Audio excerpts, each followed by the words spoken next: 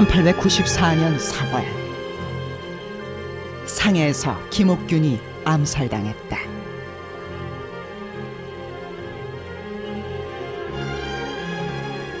범인은 그와 함께 호텔에 투숙했던 홍종우. 지금까지 홍종우는 의문의 암살자로 남아있다.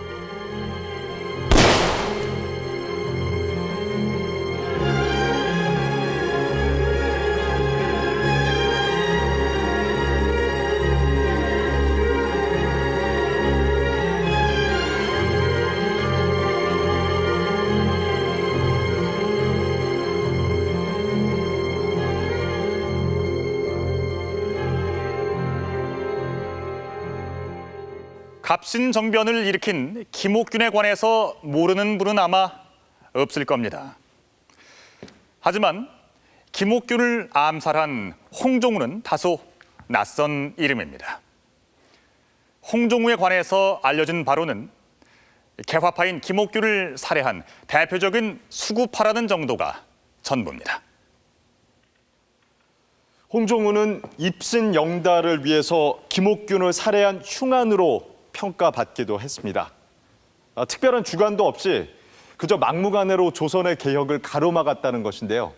하지만 홍종우를 이렇게 정의하기엔 석연치 않은 점이 많습니다.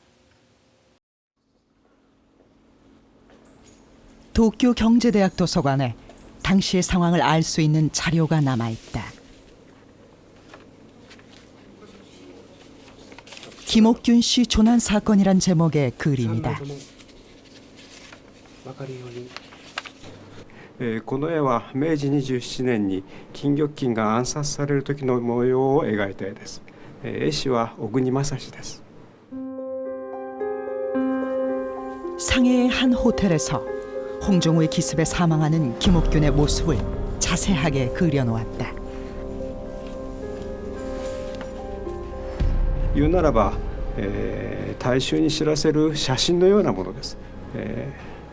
当時は写真が普及していませんでしたので、一番新しいメディアでした。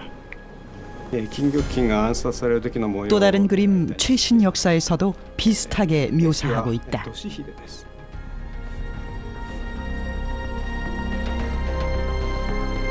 당시 보도에 따르면 홍종우는 범행 하루를 넘기지 못하고 현지 경찰에 의해 체포됐다.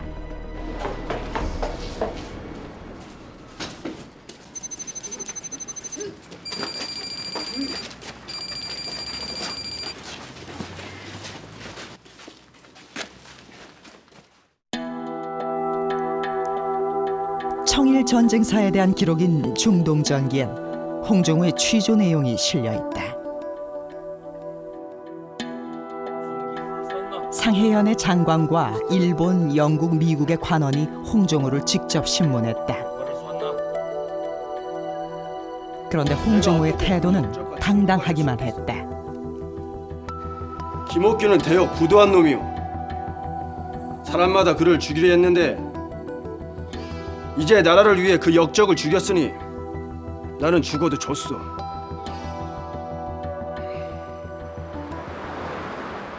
사건 현장인 상하이 시내. 这个就是以前的东河洋行的所在地。那么当时这个地方呢是昭和20年他造的一个旅馆，日本人造的一个旅馆。金玉俊啊，就给那一个他们的一个反对党，就是洪宗玉啊，给这个人呢就是当时的一个东河洋。 113년 전 통화여관의 당시 사진이다.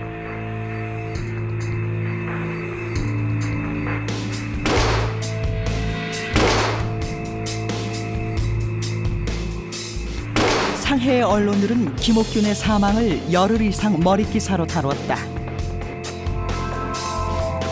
특히 일본은 촉각을 세워 대대적인 보도를 했다.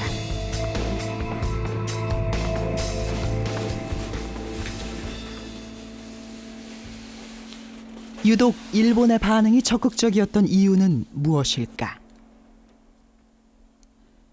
김옥균은 갑신정변 후 일본에서 10년째 망명 중이었는데 명성이 상당히 높았다. 유명한 사람이다. 그 만명 갑신정변 전에부터 유명했습니다. 아, 조선에 김옥균이 있다라는 사람이 있다. 아주 진보적인 사람이다. 이름난 사람이다. 비록 개화파의 수장이었으나 이미 망명자가 되어버린 김옥균. 왜 홍종우는 그를 상해까지 따라가 암살했던 것일까? 그 불신은 19세기 중반 이후 북촌에서부터 시작됐다.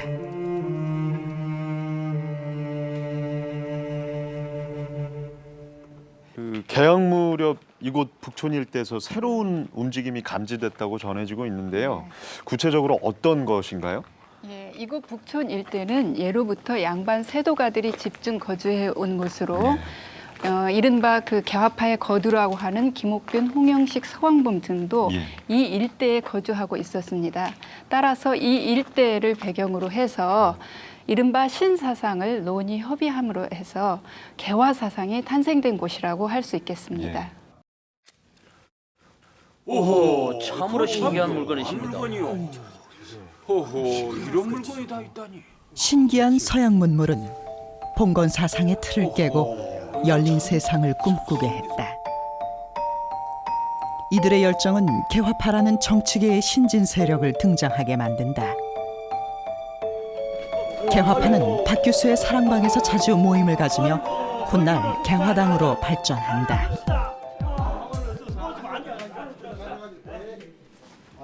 이곳이 박규수 선생 집터군요. 네, 이곳이 연암 박지원의 손자인 박 교수의 집터입니다. 헌법재판소의 뒤편. 이곳에서 박 교수는 김옥균, 박영유 등 양반 자제들을 대상으로 조부의 실학적 개혁론과 새로운 세계사조를 역설함으로써 개화 사상이 출현하는 계기를 만들었습니다. 김옥균을 필두로 한 급진개화파는 무력을 이용해서라도 조선을 시급히 개혁해야 한다고 생각했다.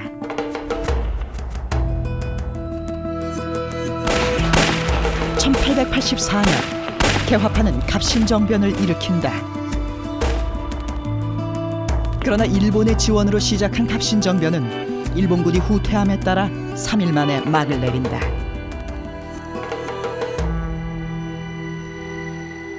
홍영식, 박영효, 서재필, 김옥균의 가족들은 고문으로 옥사하거나 자결했고 살아남은 정변 가담자는 일본으로 망명한다.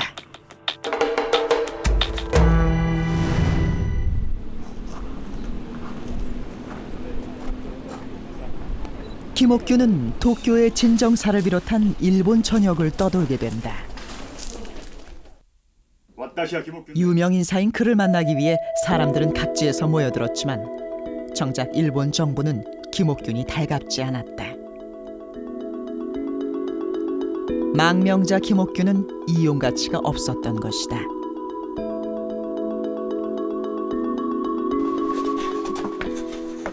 일본의 변방을 떠돌던 김옥균은 많은 유작을 남겼는데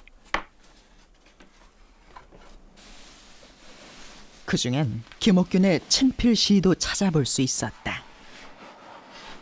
항상 버섯을 벗고 보이고 하는 이야기를 시를 쓰고 있는 거 보니까 하여튼 전치인이 자기 신정물을 말하는 게 아니고 시인으로서의 김옥균 아주 특성이 있는 것으로 봅니다. 일본의 철저한 배신 속에서 김옥균은 그리움과 외로움을 시로 가끔 풀어냈다.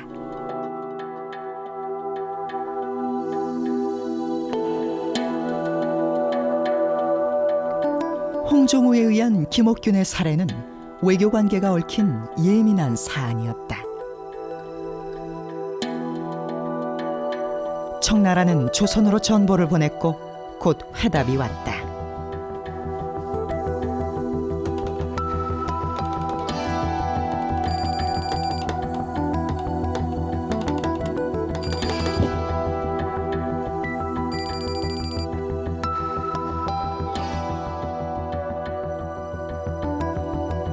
홍정우는 김옥균의 시신을 수습해 조선으로 돌아간다.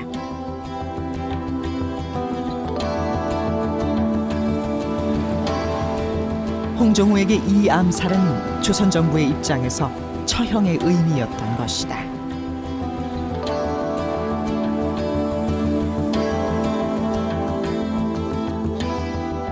지금 보시는 것은 김옥균의 암살 사건을 보도한 일본 신문의 내용입니다. 양화진에 김옥균의 관이 도착하자마자 그의 시신은 이렇게 능지초참을 당합니다. 능지초참은 당시 대역 죄인들에게나 내려졌던 극형입니다. 한편 홍정우에 관해서는 흉노이며 미개한 한국인이라는 표현이 눈에 띕니다. 이렇듯 홍정우는 당시 기사처럼 정말 어리석은 인물이었을까요?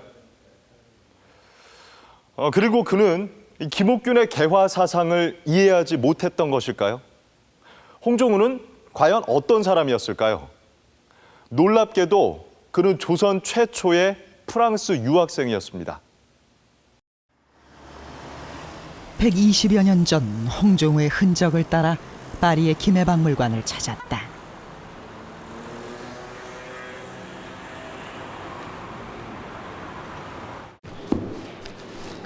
C'est une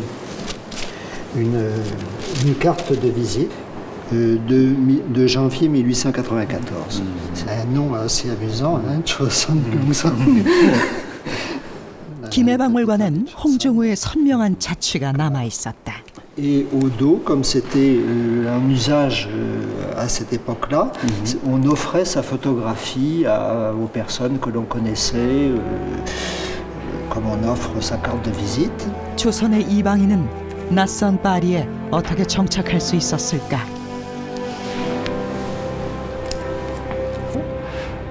Où Hongjongou vient d'arriver en cherchant Monseigneur Moutel qui vient de quitter Paris et donc il est un peu perdu et c'est Régamay qui va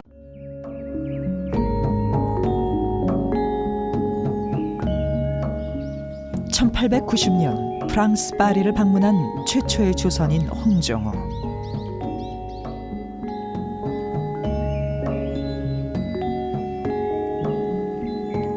파리는 최초의 조선인 유학생에게 어떤 느낌을 받았을까? 홍정우와의 첫 만남을 레가미가 기록으로 남겼다. 레가미의 글은 통보라는 잡지에 실려 있다. Il me sembla que sa tête touchait au plafond. Je fus pris à son aspect d'une sorte de terreur secrète où se mêlait un peu de l'admiration que m'avait inspiré un tigre royal rencontré jadis à Singapour.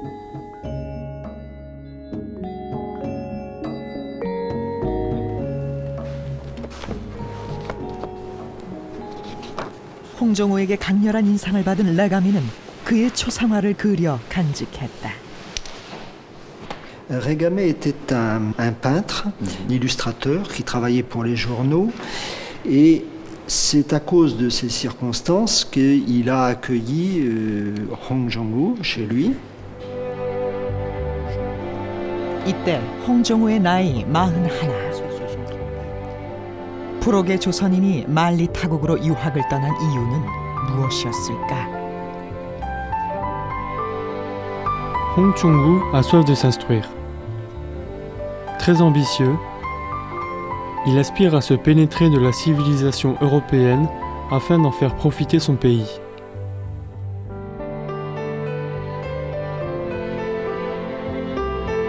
당시 파리는 정치와 경제, 문화의 모든 면에서 화려한 시대를 맞고 있었다.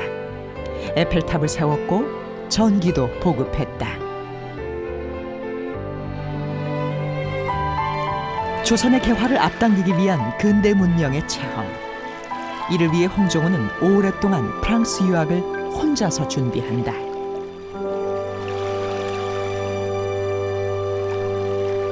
Même avant de partir du Japon, il pouvait donc étudier sur le paquebot qui qui le menait de Yokohama à Marseille. Et puis peut-être ces deux ouvrages ne le quittaient pas, il les gardait à côté de lui pendant tout son séjour à Paris.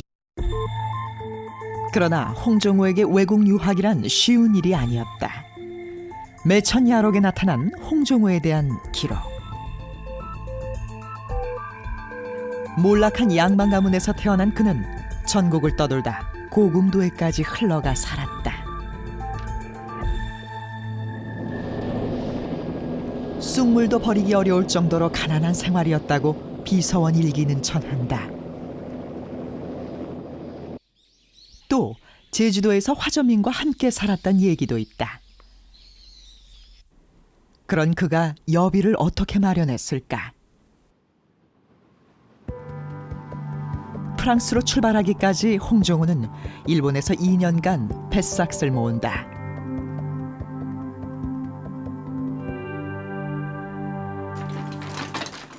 국제정세에 나름 식견이 있었던 그는 아사히 신문사의 식자공으로 취직했다. 이곳에서 국제신문들을 봐가며 견문을 더 넓혀갔다.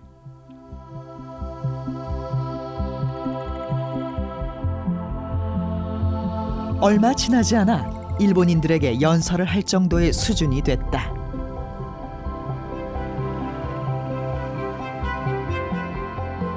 우여곡절 끝에 홍정호는 1890년 마침내 프랑스로 떠날 수 있었다. 당시 유학은 명문자제들이 관비로 다녀온 것이 관례였지만 홍정호는 모든 걸 스스로 마련한 특이한 경우였다.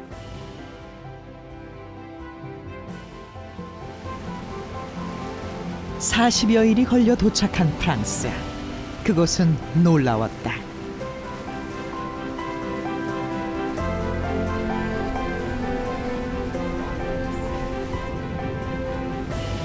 프랑스는 베트남과 캄보디아, 알제리와 튀니지 등을 식민지로 거느리며 대국으로 군림하고 있었다. En Afrique du Nord, au Maroc, en Algérie, en Tunisie, mais également en Afrique noire.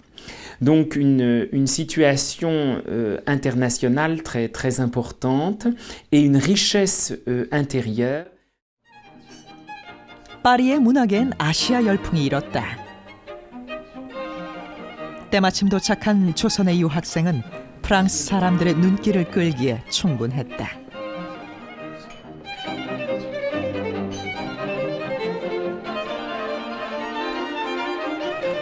C'était par la curiosité, je crois. Par la curiosité, d'abord, Hong Jong-woo est quelqu'un, un lettré coréen, un intellectuel, donc il pouvait dire des choses intéressantes. 그는 유명 인사들과 교류했다. 당시 프랑스의 외무부 장관인 꼬고르당과 19세기 대표적인 사상가인 르낭을 비롯한 명사들을 두루 만났다.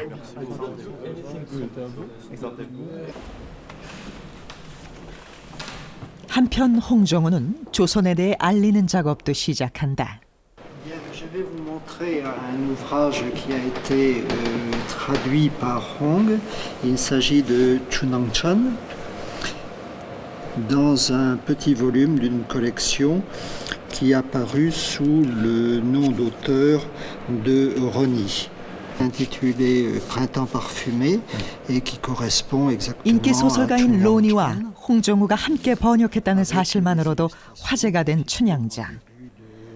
프랑스판 제목으로는 춘향을 풀어 쓴 향기로운 봄이다. 춘향이는 서민의 딸이고 향단이는 등장하지 않는다. 쉽게 이해시키려는 의도에서 약간은 각색했지만 여전히 해피엔딩이다. 이 로니가 놀라운 것은 이런 겁니다. 이 작품에서 아무도 죽지 않는다는 거예요. 이게 자기들은 대단히 놀랐다기라. 이렇게 사람 관계가 있고 뭐가 하는 것도 상대방을 죽이든가 어쩌든가 이런 일이 벌어질 텐데 그게 없다는 거야. 홍종우는 춘향전을 번역하면서 로니에게 소설의 느낌을 전하고자 춘향가를 불러주기도 했다. Hong me chanta une chanson mélodieuse. Je fus étrangement attiré par ce chant et sa traduction. C'était un rêve romantique. Il semble qu'il y avait longtemps eu un parallèle entre la civilisation des Blancs et celle des Jaunes. 향기로운 봄이 인기를 끌자 마른 나무에 꽃이 피다와 직성 행년 편람도 출간된다. 마른 나무에 꽃이 피다는 심청전을 번역한 책이다.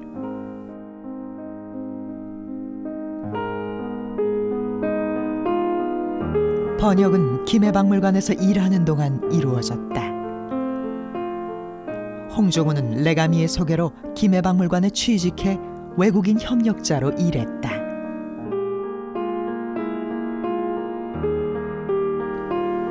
On le voit apparaître dans la liste du personnel du musée, ici encore, là encore. Donc il a été payé combien? Donc il était payé 100 francs. 홍종우는 한 달에 100프랑을 받았고 1892년 6월 2일엔 몸이 아파 결근을 한 번 했다는 기록도 남아있다.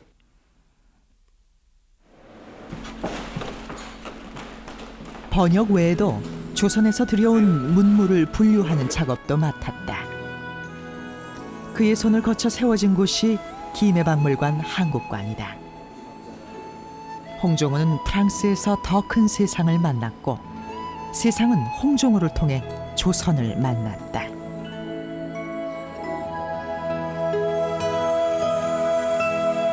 이 사진은 지금으로부터 70여 년 전 러시아 발레단의 전설적인 안무가인 미하일 포킨에 의해 공연된 사랑의 시련이란 작품입니다. 이 사랑의 시련은 지금까지도 세계 곳곳에서 공연되고 있는 발레 작품의 고전입니다. 그런데 이 사랑의 시련이 바로 홍종우가 번역한 향기로운 봄, 즉 이 춘향전이라는 사실이 최근 확인돼서 문화계의 화제가 됐습니다. 홍종우는 프랑스 유학 시절 내내 적극적으로 유럽의 문화를 흡수하고 조선의 문화를 전파했습니다. 이 새로운 세상에서 홍종우는 과연 어떤 생각을 하며 지냈을까요? 상해의 호텔에서 김옥균을 향해 방화쇠를 당기던 날,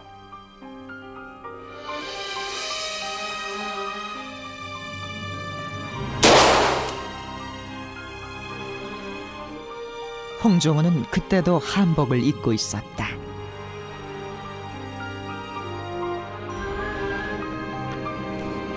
Tout à fait remarquable ici, c'est qu'il est photographié en costume coréen, parce qu'il portait le costume coréen à Paris, et non pas le costume occidental.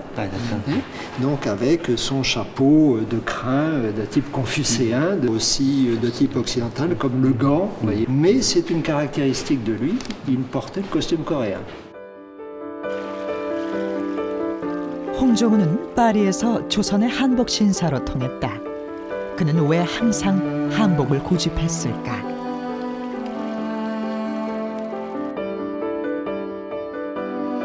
그 답을 짐작해 볼 수 있는 신문 기사가 있다.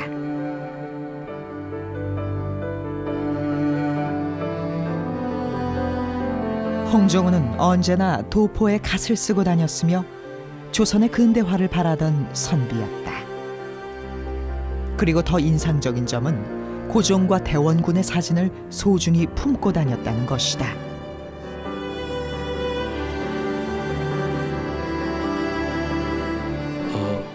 홍종우는 그 서구의 근대성을 그 조선에 접목시키고자 했지만은 하나의 자주성이 선행돼야 된다.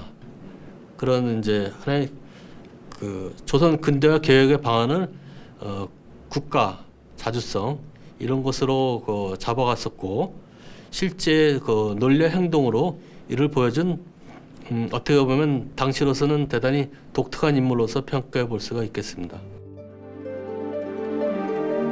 그의 정치적 주관은 마른 나무에 꽃이 피다의 서문에 잘 나타나 있다. 17세기까지 코리아는 지도상의 하나의 섬처럼 표기되어 있다.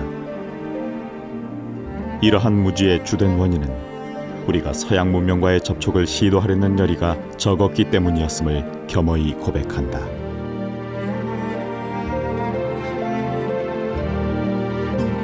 또한 약소국인 조선이 처한 정세도 정확하게 파악하고 있다. 정치적으로 말하자면 나는 코리아의 상황을 발칸반도와 비교할 것이다. 조선은 강대국에 둘러싸여 있다. 중국과 일본은 우리의 지배권을 놓고 각축을 벌여왔으며 얼마 후면 러시아가 끼어들게 될 것이다. 당시 제국주의 세력의 위협을 정확히 읽어낸 홍종우는 이 조선의 전통뿐 아니라 군주의 권위 또한 중요하게 생각했습니다. 이것은 이 당시 대부분의 개화파와는 다른 생각이었죠. 그리고 그는 이 조선의 개화를 주장하면서도 서양의 문물만큼이나 동양의 가치 또한 훌륭한 것이라고 여겼습니다. 홍종우는 프랑스 유학 시절 볼테르와 같은 유럽 사상가들에 대해 심취하면서도 조선 문화의 자부심을 잃지 않았다. 인디언들이 에스키모인들과 같이 옷을 입지 않는다고 해서 그들을 비난하지 않는다. 그와 마찬가지로 나라마다 각각 다른 정체를 가지고 있다. 조선조의 그 정치 이념을 신봉한 사람이다, 이렇게는 볼 수가 있어요. 조선적인 그러니까 6.25 정치의 그 이념, 그것을 계속 지니고 구인하려고 한 사람, 그 시시한 나라가 아니고 세계 속에서 떳떳한 그런 그 민족이고 국가다 하는 것, 이것만은 지키려고 한 것이 아닌가, 이렇게. 홍종우는 다양한 문화의 존재 가치와 조선의 역사에 대해 파리 사교계에 알린다. 당시 카페 디 마고에는 프랑스 최고의 사교 모임이 자주 열리곤 했다.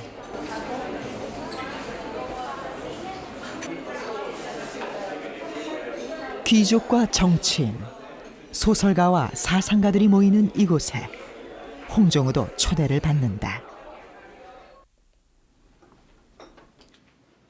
Aujourd'hui, je veux vous présenter un ami qui nous vient de très loin.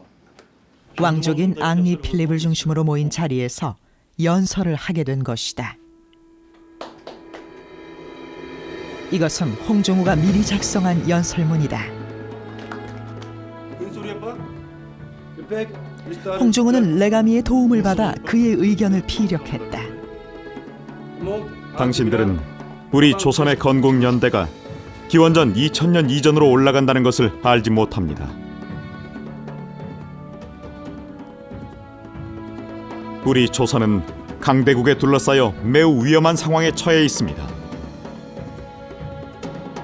저는 유럽 문명을 조속히 받아들이는 것 외에는 방법이 없다고 믿습니다. 저는 이 자리에서 여러분들의 도움과 충고를 바랍니다. 홍종우의 연설은 사람들의 마음을 움직였다. 오를레앙 왕자는 그 자리에서 직접 헌금을 모으기도 했다.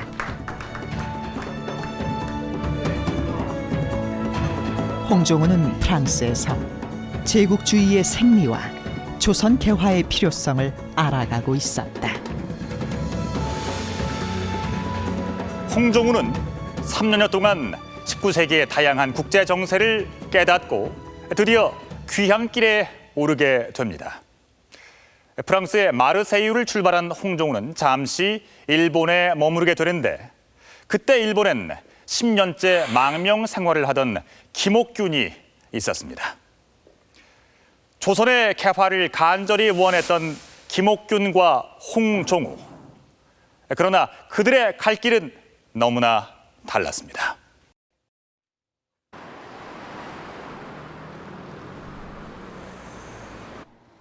김옥균이 암살당한 직접적인 원인을 찾기 위해 도야마 미츠루의 손자인 다이도 미노루 씨를 만났다. 師匠です。この人大変古い方なんですね。もう600年経って。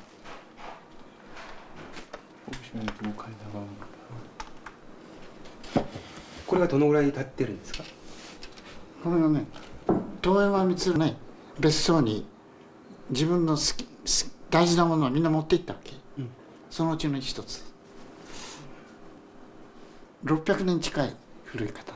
でこれが一番 도야마 미츠로가 귀하게 여겼다는 이 칼은 600년 전에 만들어져서 한때 일본 천황이 지니고 있던 것이었다.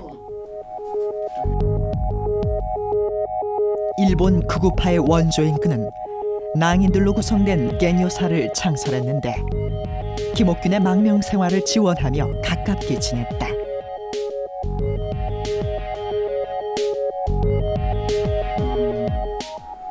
조선에はね、金玉金という偉いやつがおったんだよと僕に言うわけ。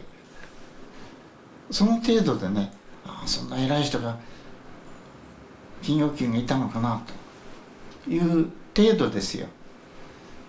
こういう写真ですか？これ一番上にこれ置いて。 다이도 미노루 씨는 김옥균의 것으로 보인다며 낡은 사진을 한 장 꺼냈다.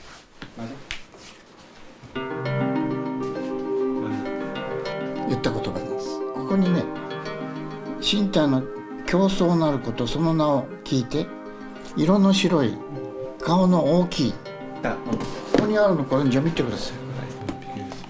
당시 일본 정부에게 냉대를 받던 김옥균은 도야마 미츠로의 지원하에 정치적 재기를 도모한다. 그러니까 이거는 지금 저쪽에 있는 사진은 子供心に聞いてました。だから私もね、金玉金っていうのは子供の頃から頭にある。大体年と 겐요사는 훗날 명성황후 시의 배우가 되는 단체인데 김옥균은 이들의 힘을 빌리고자 했다.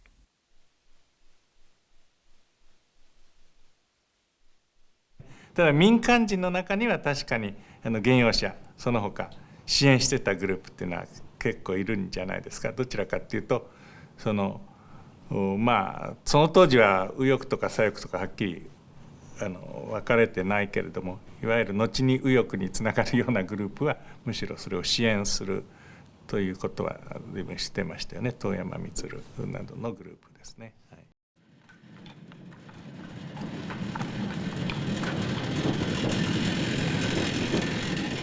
제국주의의 야욕을 파악하고 돌아온 홍종우는 김옥균을 주목한다. 김옥균은 조선과 일본 그리고 중국이 합세해 유럽과 미국에 대항해야 한다는 삼화주의를 주장하고 있었다. 1886년 초야신문 김옥균은 제2의 갑신정변을 시도하며 자신의 방식으로 조선의 개화를 여전히 꿈꾸고 있었다. 그런 소문이 돌자 사람들은 심하게 동요했다고 신문은 전하고 있다.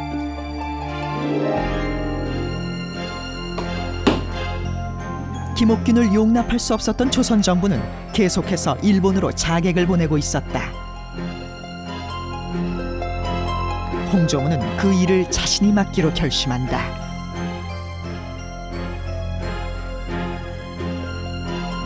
자신이 배웠던 근대 문물이 조선에 적용되기를 바라면서 교육 과정에 있었고 그 과정에 일본에 도착하게 됩니다. 홍종우는 김옥균과는 국가관, 세계관 또 그리고 그 당시 인민관, 백성들에 대한 이해 방식이 틀렸기 때문에 그들은 그 도저히 화합할 수 없는 그런 사람들로서 홍종우가 봤었고. 김옥균에게 접근하는 일은 어렵지 않았다. 조선 최초의 파리 유학생. 홍종우는 김옥균에게 매력적인 인물이었다. 말씀 많이 들었습니다. 저도 말씀.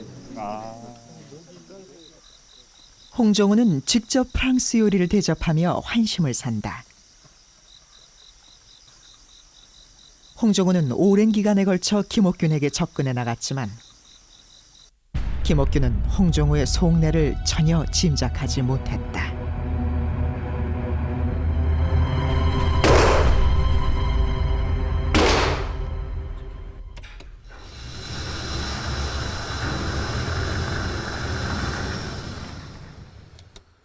홍종우는 김옥균 암살을 위해서 이런 유견식 리볼버를 구합니다. 그리고 그 암살 장소로는 청나라의 상하이를 택하게 되는데요. 그것은 당시 일본에 김옥균의 측근들이 많아서 여러모로 위험 부담이 컸기 때문이었습니다. 19세기의 리볼버, 보기에는 허술해도 그 화력은 김옥균 한 사람의 목숨을 앗아가기에 충분했습니다.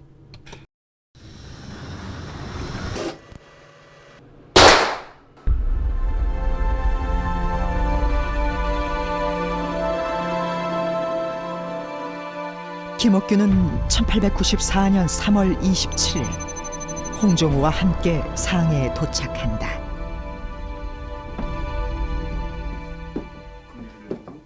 이렇게 수업인데 월요일은 남녀 제사 수요일은 상해엔 김옥균과 친분이 있는 윤치호가 있었다.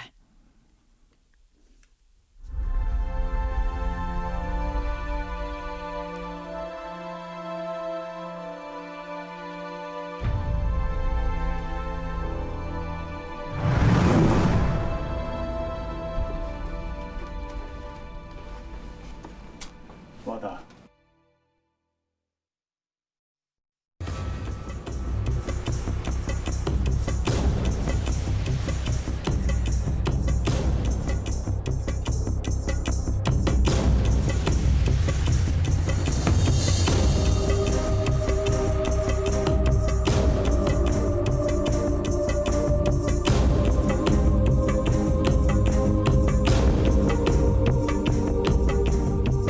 나라를 다르게 걱정한 두 젊은이의 마지막 만남이었다.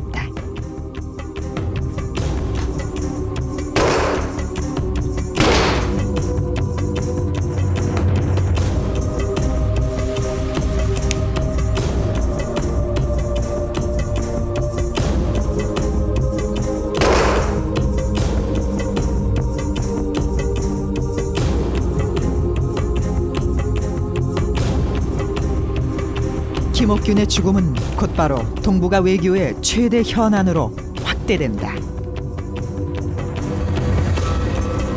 김옥균을 골칫덩이로 여겼던 일본은 곧바로 이중적인 태도를 보인다.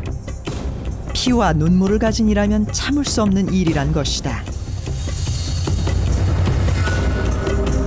또한 김옥균을 애도하는 추모금을 모으기도 했다.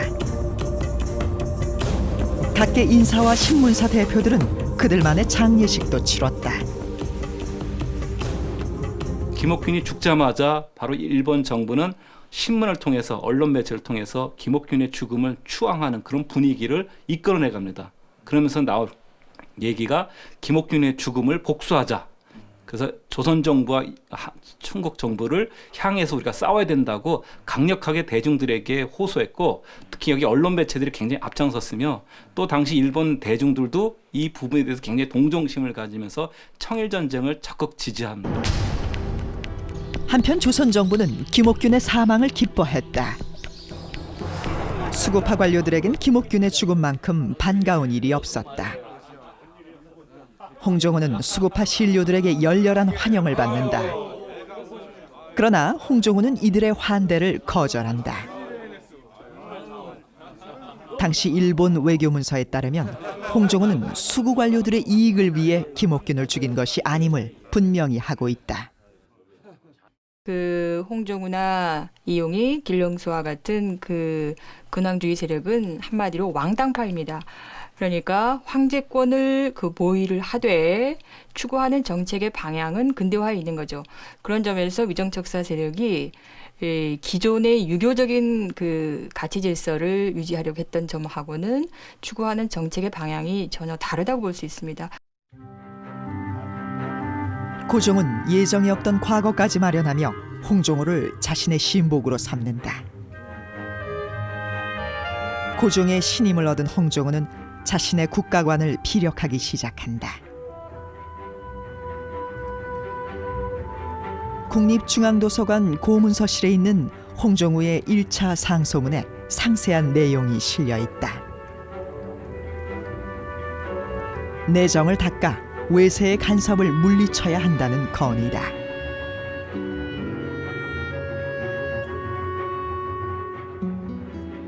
홍종호 같은 사람은 지금 외세가 청이 우리를 위협했고 일본이 위협한 걸 직접 경험하고 있는 상황에서 군주를 중심으로 해서 우리가 국가 기반을 키워야 된다 하는 이 판단은 뭐 100번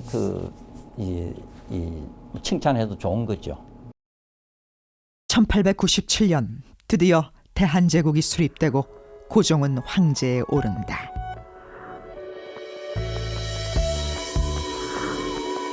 대한제국의 수립에 상당한 영향을 발휘한 홍종호. 그는 고종 황제의 총애를 받으며 요직에 오른다.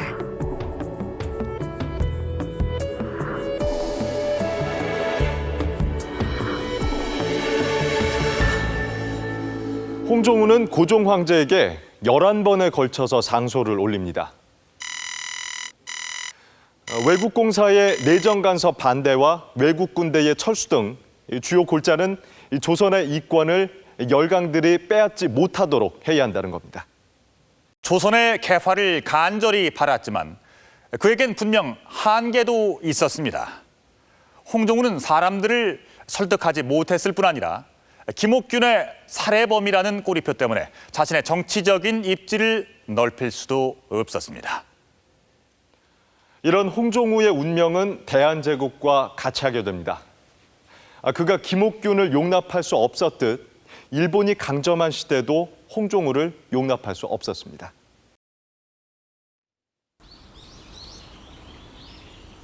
도쿄의 아오야마 공원에 김옥균의 묘가 있다. 시신이 없어 머리카락만 매장했다. 김옥균은 사후 일본에 의해 영웅적인 인물로 추대된다. 고균 기념사업회도 설립되었다. 뿐만 아니라 그의 일생은 소설과 희곡 등으로 꾸준히 출간돼 왔다. 제국주의를 포장하기 위한 선전이었다. 일본은 대동아 전쟁의 구실에 김옥균의 죽음을 이용했다.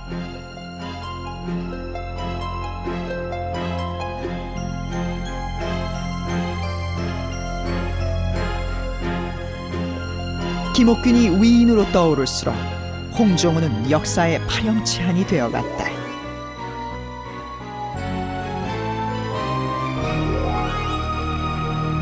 이 홍종우에 대한 평가는 사실 이제까지 일제강점기의 소설이라든가 논설, 역사적 사료 이런 게 입각해서 거의 부정적 인물로 묘사했다도 과언이 아닙니다. 그거는 이제 아까도 말씀드렸지만 김옥균과 홍종우가 늘 그 빛과 그늘의 관계, 항상 이제 대척적인 관계 있다 보니까 김옥균이 추앙이 된다는 얘기는 홍종우는 한마디로 말해서 이러한 어떤 근대 문명의 선각자를 죽인 어떤 잔인한 암살자, 살해자.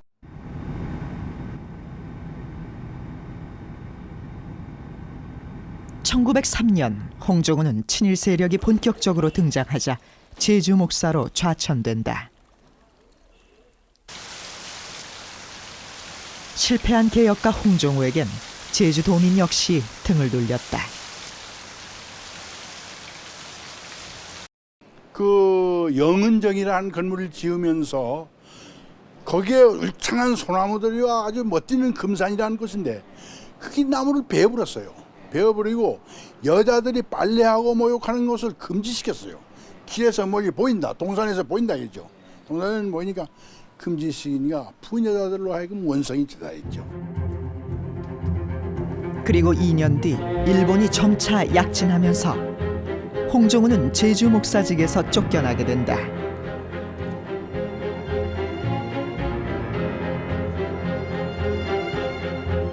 (1913년) 사망했다는 기록만 있을 뿐 그 외에 확인되는 종적은 없다.